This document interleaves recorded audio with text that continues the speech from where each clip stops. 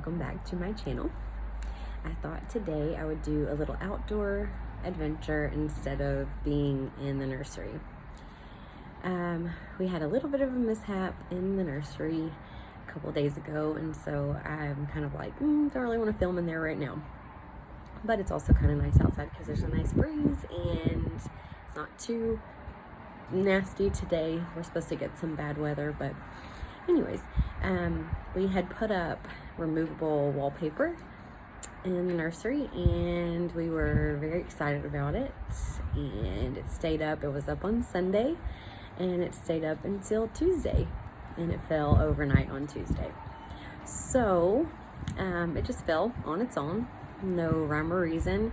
And my husband came home from work that evening and was like, I love going in there. I just want to go in the nursery. And I was like, okay, I haven't been in there in a couple days. Just hadn't just walked in there. And next thing I hear, oh my God. And of course, I immediately assumed I did something. So, yeah, then I walked in and saw what he was saying, oh my God, too, and immediately was like, I have to leave. I have to walk out of here. I can't even look at it. It's so depressing because it was such a big project and it really felt like it shouldn't have been. And so it took us forever, well, took them forever to put it up, and it was not cheap. And on top of all of that, it's like, wow, it only lasted like 2 days. Like, really? Like, okay. And so, of course, everybody's like, oh, well, are your walls textured? I'm like, well, isn't that something that the person that sold me this custom wallpaper should have asked? And then it's just kind of like, I don't even know what to do, and I can't get a response from the seller, and it's been a nightmare. So anyways, we relocated back into the house because I just literally got accosted by a wasp outside, and it was a huge wasp. Anyways, we have a lot of like stinging bugs out here, like hornets, wasps, and other creatures that I'm not sure exist in other parts of the world. So I don't mess around with it when they're flying in my face like that. I had to get away. Anyways, so back to the nursery situation. So we're going to put up like it's kind of hard to explain it, but it's called board and batten. But it's basically, we're going to be putting up a wood design of some kind on the wall, and we haven't agreed on a design yet. But my husband is really creative when it comes to that kind of stuff, so I'm not too worried about it. And then we're going to paint that wall an accent color with the wood up on the wall. So I think it'll be really pretty to kind of break up the just brightness in there without having to put up a ton of artwork on the walls. And so we kind of decided on like what we want to do in there, and then we just have to pick a color. And basically I want to do some version of navy, but I don't know for sure like what color, because of course there's like a million options of navy. But I do think that the navy accents go really well with that bright color that's in there. Of course, like we painted that room probably about 8 years ago, not really with the intention of it ever being a nursery color, but I thought it kind of works, so we'll just leave it like it is. But again, I just wanted that one wall, like the wall that the crib is on, to be an accent wall and not just be all that color throughout the whole room. And I think my husband is on board with that too. And he likes the idea that I'm giving him another like woodworking project of any kind, because he gets real excited about having all these extra like things to do with building stuff. Like he built out the closet for the nursery, which is it turned out really good. It's really cute. I'll have to show that to you at some point. But I thought today, I kind of veered off on a subject, but I thought today we could talk a little bit about our fertility journey and kind of what I was referring to in the first video that I didn't really elaborate on, and then kind of just give you guys a little bit of background about us. So my husband and I actually just celebrated our 15th year wedding anniversary yesterday. It was a little bit different considering that quarantine and there's not really a lot that you can do right now, which is fine, but we just kind of didn't really have anything planned. Neither of us got each other a gift. I'm like, I feel like we kind of really phoned this one in, considering that I thought the 15-year one was kind of a big deal. However, neither of us were upset about that. We had leftover pizza for dinner. I feel like was a win. And then we had like those little frosted donuts for dessert. Yeah, so we really did it up big. But anyway, so we've been married for 15 years and together for 17. And so this was never like part of our plan. I mean, I know of course everybody says like, "Oh, you have a plan, you make a plan, you stick to your plan." Well, I feel like for us, anytime we try to make a plan, God says, I don't think so. So for us, it was kind of like we thought we'd wait about 5 years. We never wanted to be that couple that got married and had kids right away. Saw it happen too many times and it didn't work out. And then you end up with kids and all this baggage and the marriage doesn't work. So we had planned on waiting at least 5 years before we had kids. And, again, I didn't think that was unrealistic. We were both really young when we got married. I was 21 and he was 22. So, I mean, I don't think 5 years was that big of a deal at the time. Now, hindsight, if I had known how hard it was going to be for us to have a kid, I would not have ever suggested the waiting 5 years, because I think if we had used that 5 years to figure out like a fertility plan or what we could do differently, lifestyle changes, things like that at that time when we were that young, maybe things could have been a lot different for us. Now, I'm not saying that it necessarily would have changed everything, but we may not be in the same boat where we're 15 years into this relationship and now having a child, and we're going to be like those old parents, and we've thought about that a lot. Or I have. I don't know if he has. We haven't really talked about it. I think guys feel very differently about that than women do. But anyways, so we started out working with my regular, OB-GYN, and she had all these suggestions and things that we could try and, all of these different things. And of course, it's just, you still have to be willing to put in the work. And it's so odd to even say put in the work when you're talking about having kids, because it takes what most people get to consider fun. It takes all the fun out of it and makes it very structured and scheduled. And it's just weird. I mean, we'll just call it what it is. It's weird.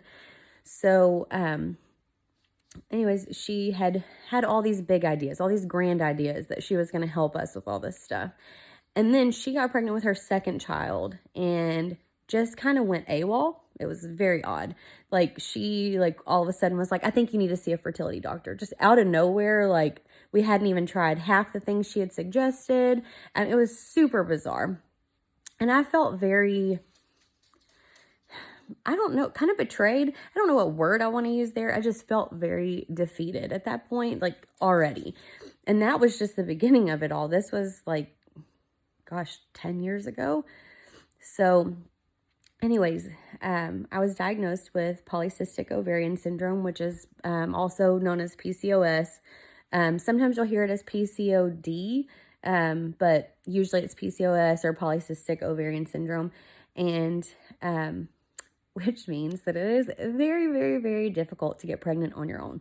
Doesn't mean that you can't, and I've known lots of people that have gone through, complete lifestyle changes, changed their diet entirely, done all of these things that I'm just, not motivated enough to do. And I'm not saying that I couldn't do it. I'm just saying it'd be very difficult to have a completely raw diet, because it's literally fruits and vegetables, like basically a vegan diet, but raw. Nothing's cooked. And I just, living with my husband, the type of eater that he is, there's no way I would literally be making 2 meals. And I just feel like there's no way I could get him to eat that way. So it was just not for me.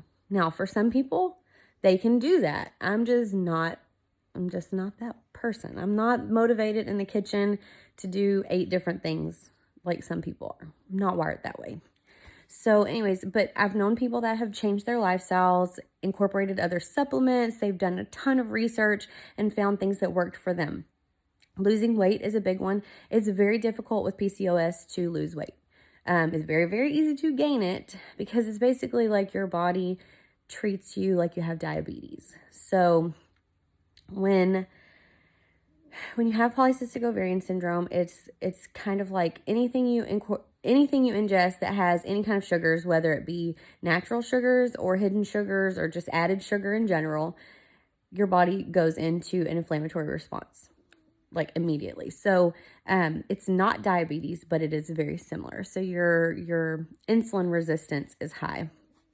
And then on top of that, like I said, it's very difficult to lose weight. But if you can lose, I think it's like 10 to 20% of your body fat, if you can lose like that small of an amount, which is, again, very difficult. So I'm not diminishing that.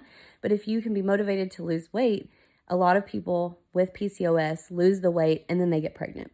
So it's very interesting. And I've also heard of people doing like the keto diet, and like almost within like a month of losing weight from the keto diet, getting pregnant. I, again, was not motivated enough to try that diet. And at that point, we were already doing fertility treatments. So I didn't really see the point when the keto diet kind of became a craze, you know? So anyways, back to the story. So I could not make those extreme lifestyle changes. And I was kind of, I don't know, I just felt broken. And I know that sounds terrible, but it is exactly what it felt like. Just feels like you're broken. And it's almost like nobody can fix it. And so then we went down a different route where we decided that we would try IUI, which I have very, very negative feelings towards this process. If you want to try it, more power to you, and I hope it works for you. I've heard very, very few success stories from IUI alone. I was absolutely devastated after we did 3 rounds of IUI, and the hormones with that procedure are absolutely insane. I was like Jekyll and Hyde. I can't, like, I'm a very moody person in general. Like, that's just me. But I would literally snap at someone. They just look at me funny. I just snap. And it was like you had zero control over anything that you were saying or doing. Zero. I had patients that I would see and like they wouldn't do what I wanted them to do in the chair, and I would like yell at them, and I'm like, oh my God, I'm so sorry. Like, not my demeanor in my workplace whatsoever with my patients, for sure. And so it was very like disheartening to feel that way. And so then you're on a hormonal roller coaster up and down. I literally was watching TV one night. We were not even watching a show. I think a commercial was on. Not a sad commercial, not a funny commercial, just a commercial. I hysterically started laughing, like maniacally. Like, I mean, I couldn't control it. And then all of a sudden, tears, just crying uncontrollably at the exact same time as I'm laughing. I can't explain it, can't describe it. My husband was so worried. He was like, do I need to take you to the hospital? I'm like, I have no idea what's going on. I don't know. This is new. Like, I don't know what this is. So I would definitely say be prepared for some very weird emotional side effects if you do decide to do IUI and the hormones that go along with it. For me, Clomid is not my friend. That drug did not sit right with my system. It made me crazy. And anyway, so then when we finally gave up on IUI, we waited a couple of years in between because I honestly had thrown in the towel at that point. I was done. You pay all that money, you spend all that time, you have all that stress, and they lied right to my face about a lot of things at that office. And that's also a little more depressing too, because when you're trusting someone and you're investing a lot in this process, and then they lie right to your face, you're kind of like, okay, fool me once, nope, shame on you. So we ended up waiting a couple of years in between. And then I had a couple of my patients that had recommended going to a different fertility doctor that was closer to my office. And because that's another thing that a lot of people don't tell you is that they're going to want to see you a lot. So you have to really work it around your schedule, and you have to make sure that you either have the time available or, you know, you can work it around your work schedule. For me, it's very difficult to work around my work schedule as a dental hygienist because you see patients every hour on the hour. Well, now not so much, but you see patients every hour on the hour. So, and your schedule's booked out 6 months in advance. So if there's changes to your schedule, it's fine. But if there's no changes, then there's not really a lot of wiggle room other than moving patients, which is not really ideal. So anyways, this office was very close to my office that I worked at. And so it was kind of like, okay, no brainer. I'll give them a try and see if my husband and I like the doctor. Well, of course, we love her. She's amazing. And she actually did way more tests and way more in-depth look into our history and into my medical conditions and things like that I feel like the other doctor's office did none of. And she's gotten a lot of patients from his practice, and they've all kind of told her the same thing, that he didn't do any comprehensive testing. He didn't do any of the stuff that he should be doing to figure out where you are health-wise. And so anyways, so that was kind of at least a positive in my opinion. I know a lot of people wouldn't like the extra testing on top of testing that you've already had done. But in my opinion, it was well worth it because she did so much more to make sure that we were ready. And so we ended up doing IVF or in vitro fertilization. And I will say that process is absolutely not for everyone. It is not for the faint of heart. You're very emotional during this process. Now, I will say I did not turn into Jekyll and Hyde. It did not do that to me, so that's good. But you are very... it's a very expensive process. You are very invested in what you're doing, and you have to be your own advocate. There is no other way around that, because there are things that even with her that, you know, we trusted her 100%, but there were things with her and her staff that we had to stay on top of them. And we had to explain to them, look, we've been through this already where we didn't get communicated with. You've got to communicate with us. We have to know what you're thinking because we can't read your minds. And so, or if you need us to do something, you have to tell us and don't assume that somebody else told us. So we had to be very, very blunt with her. And like I said, again, be our own advocate 100%, because if you're not, that's only on you, you know? And again, it's awful to say that, because you're spending so much money and you're expecting these experts to be the ones to tell you what you need to do and that, this, that, and the other. And they do for the most part, but you still have to stay on top of them. And especially if like they say like, oh, you'll hear from us tomorrow, and you don't, you call them, because, you know, they're human too, and they make mistakes or they have things come up, and you're not their only patient. So you have to be your own advocate. And that was one thing, again, that we learned the hard way. So with our first round of IVF for our retrieval, which is for the female, I think all of it's easy for the guy, unfortunately, on this process. But for the person that's going through the in vitro fertilization process and retrieval and everything, that part of it is the worst, because you're pumping your body full of all these hormones. You're injecting yourself, or your partner's injecting you. Those are the injections that go in the stomach. So they're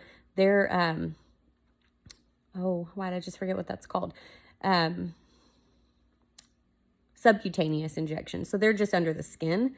So they're not very long needles, and they're actually pretty easy to do to yourself. Now, obviously, some people are not going to have a good time with that. But I did my own injections in my stomach because I didn't really want my husband doing them, because I've seen people get bruised and have all kinds of issues. And I think it's just from their spouse or themselves jabbing themselves too hard, because I didn't get any bruising at all with that. And I had very minimal bruising. when we did the subcutaneous injections, which are no, I said that backwards. Our intramuscular injections, sorry, the IM ones in the butt or hip. Oh my gosh, those are the worst. But again, I didn't really bruise. We were really lucky. Somebody gave us some great advice on that, and I will give you that advice too when we get there. But again, so you do these injections in your stomach. You can literally feel your ovaries. It's weird. It's so weird. You can literally feel your ovaries growing because you're just getting all these like large follicles. And so the follicles are openings in the ovaries that hold the eggs. Now for me, having polycystic ovarian syndrome, the follicles can be there, but an egg might not be there because my body doesn't send the signals from my brain to my ovaries to bring eggs into the ovary. Now, I have a lot of eggs. Like they did my testing to test the number of egg count that I have in my body, and it was great. I mean, it's still fine. And I'm 36, so I'm doing okay on that. Now, quality-wise, they're okay, but they're not great. So they're like maybe like a B instead of an A quality of egg, but that's okay. You just don't want them to be C or greater. I don't know where I was going with that. I'm sorry. So the retrieval, though, is the surgery part of it. And it was definitely difficult. I would say, I mean, you're under for it. So you're under anesthesia. No big deal there. Of course, there's always risks with anesthesia, always. It's a short procedure. It's only like 20, 30 minutes. So it's not horrible. The ride home afterwards, pretty uncomfortable. You're swollen, for a while afterwards, because it takes a long time to get all that to kind of like get out of your body. So with our first attempt at an egg retrieval, something happened with the medication and they changed my dosage too fast. And so my hormone level dropped. So my estrogen levels dropped too low, and there was no longer enough estrogen behind the process to be driving these eggs to be good quality, or they were worried that there wouldn't be enough. And again, like I said, this is the most expensive part of the whole process is your retrieval. So my doctor made the executive decision to cancel my retrieval the day before. So that was very depressing. I was literally swollen with eggs. And like a bizarre concept to even say out loud as a human being, but I was swollen with eggs. Like you could literally like see how big my ovaries had gotten from the outside. Like it was crazy. So I had to give myself a very expensive injection at home to release those eggs naturally and try and get the hormones to level back out. And then we had to wait like 3 more months after that before we could start the process again, because they wanted to check me the following month and make sure I didn't have any cysts. Then they wanted to wait 1 more month to check and make sure that everything was good. And I didn't have a regular cycle that following month. So mine ended up being 3 months. It technically would have only been 2 months had I had a regular cycle, but I didn't. So anyways, so it took us 3 more months after they canceled that retrieval. So we would have technically done our egg retrieval last year in April. So it kind of like really threw the process off big time. So we didn't end up doing our egg retrieval until November. Ooh. I'm trying to remember what month we did our retrieval in. We did our retrieval in September. That's right. So we did our retrieval in September. And then we did our implantation right at the end of November. No, that's wrong. December the 3rd. I am terrible at this. I'm sorry. December the 3rd was when we did our transfer, our first transfer. And let me tell you, that was so nerve-wracking, but it was just such an experience that I can't really explain. You leave there, you're probably there, I don't know, 30 minutes to an hour total, prep time, everything, and you're awake for the whole thing. So nothing really to it. They bring in a picture and they show you the embryo that they're going to use. And, it was pretty cute. Like, he looked like just a little blob. And then for us, we didn't want to know the gender because we only had, oh, I forgot to tell you that part. We had 2 out of our 7 that went off for genetic testing that came back normal. So we had a boy and a girl embryo. And we were like, okay, well, we have one of each. We didn't want to be the ones to decide, so we told them to let the embryologist decide.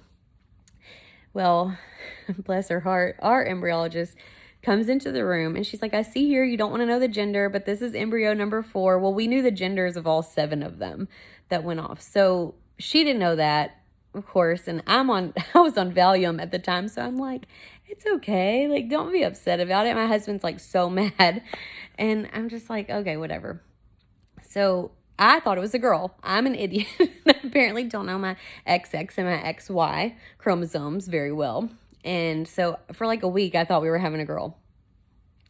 So anyways, my husband told me I need to go back to 8th grade biology and figure that out. So again, I would have been happy with either one. So that's why we didn't want to pick. And he was the same way. Like, we just didn't want to decide. Like, it felt odd to have to pick. And again, I mean, I would have been happy with either or. Now, him and I both have the family dynamic of he's the older brother and I had an older brother. So I was like, I'm fine with it. They picked the boy first and, we didn't really know what was going to happen. And everybody kept asking us why we didn't just implant both. And, why didn't you just implant both and have twins? Well, the odds of that are not that great. And on top of that, you have to wonder, okay, if you implant both and neither of them take, then you're right back to the very, very expensive and very painful square one that we couldn't afford to do again. So at least not at this time. We would have had to wait again. And so, the older I get, the harder this is going to be. So it's just like, no, we didn't want to take any chances with that, because if we implanted one and it didn't take, then we at least had our other embryo as a backup to hopefully have a different result. So we were very blessed that our first transfer took. Now, we have been through so much, so it's crazy to think that it was, I don't ever want to say easy, because it was not easy by any means, but it was surprising that it took. With everything else that we've had that has happened, it was just kind of surprising. And so, we have another embryo that's frozen that we hope to try again and do another transfer in like a year or 2. I'd like to see how the rest of this pregnancy goes, obviously. So far, it's been pretty good, and I'd like to say pretty uneventful. I was very nauseous at the beginning of my pregnancy. I only got sick a couple of times, though, like actually sick. But other than that, this baby's been a blessing. He's been, I feel him moving around in there all the time. So, that's wonderful. He's growing like he's supposed to be. He was a little bit small at our 20-week scan. So we're hoping that whenever I go back in June for our 28-week scan, that he'll be right on track. He's kind of been doing that to us, though, from the beginning. Like, he was a little small at the very beginning, and then he grew really quick. And so I think he's been going through kind of a little bit of a growth spurt and moving around a lot more in there, too. So I'm hopeful on that. I'm measuring right on track. When she measured my belly at my last appointment, it was like 1 centimeter higher than like where I am in my pregnancy, and that's how they want you to be. Like, I think it's like 1 centimeter to 1.5 centimeters bigger number wise than what week you're in. And so I was at 20. I went to my 24-week visit, and I was at 25.25, I think is where I was. But anyways, we are like beyond, like, just, I don't even know what word I want to use. I was so excited. We're just kind of over the moon on the fact that everything that, everything that we've been through and everything that we have wanted for so long is finally trying to come true. Now, I will say that there are still a lot of things in this path, in this journey, that don't always go to plan. So I don't want to make any plans or make any presumptions of anything at this point. And I just want to encourage anybody that is considering fertility treatments or thinking that they might have to go down that road to at least do a consultation with a fertility doctor or do the initial testing if you're worried that you might have trouble having kids. Because if I had done this a long time ago when I was in my 20s, we might not be in this same boat. Like, we may have already had kids at this point or figured out what we needed to do, to avoid being here at this late stage. It's just, there's a lot of things I would have done differently had I known. Again, hindsight is very, very, it's a very, very good skill to have, but none of us do. So, that being said, if you find yourself down any kind of a journey like this, then I sympathize, I can empathize with you, and I definitely know that I can laugh about it now because I'd rather laugh than cry about it. But the things that we've been through, I've definitely spent many, many, many nights crying myself to sleep, and just a lot of tearful conversations with my mom, a lot of, tearful praying. And, it's just one of those things where it's like if you want something bad enough, you're going to try all your options. And I'm not saying that it means that it's going to work, because by any means, like, I would be the last person to believe that that's the case, that it's going to work for everyone, because I know people that it has not worked for. But I also know people that literally can just think about getting pregnant and they do. And you're like, how does that work? So just know that, if you're in this boat, you're not alone. There are a lot of people out there going through fertility treatments and doing all of these things and not talking about it. They don't talk to anybody about it. So, for me, I talk to my patients about it nonstop. I would talk to, coworkers or friends and family, and it made me feel more human about it, because it is a very alienating process, and it makes you feel very outside the norm. And you're not alone, though. There's a lot of people going through it. They just keep to themselves. So if you have questions, or if you need to talk to somebody about it, talk to someone. Find somebody that you can trust that won't judge you, because there are going to be a lot of people out there that are going to judge you or going to make assumptions about what you're doing in your life. And it's very disheartening that there are still people out there that have such a negative stigma with fertility treatments, because there are things that are wrong in our bodies, and mine was ovulation. Other than that, I have had no other issues whatsoever, but my body does not ovulate regularly. So, you don't know what somebody's going through. You really don't, until you actually spend some time in their shoes. And so there's a lot of different things, processes in the body that have to go absolutely right for you to get pregnant. So we just bypassed the problem that was going on in my body, and it worked. So again, this video ended up being a lot longer than I had intended it to, and I'm sorry about that. But I hope that at least it was maybe informative or helpful to somebody that might be going through this process. Thank you for spending the time to watch this entire video. I'm sorry that it ended up being so long, but I do hope that it was somewhat helpful. I know that I probably could have elaborated on certain processes, or if there are things that you have questions about, feel free to add any questions to the comment section so that I can maybe elaborate on them in a much shorter video, but maybe go into certain processes in a little bit more depth. But I do really appreciate you guys being here and hope that you'll like and subscribe to my channel, and we can do more, obviously more fun and upbeat like content videos as far as like baby products, because I still am really looking forward to like showing you some of the things that we've gotten for our nursery and things that people have sent us as baby shower gifts, since my baby shower had to be canceled, or at least my first baby shower had to be canceled due to the pandemic. So we're hopeful that we might still be able to have a actual baby shower closer to my due date, but we don't know. Again, thanks so much for watching, and I hope to see you in the next video.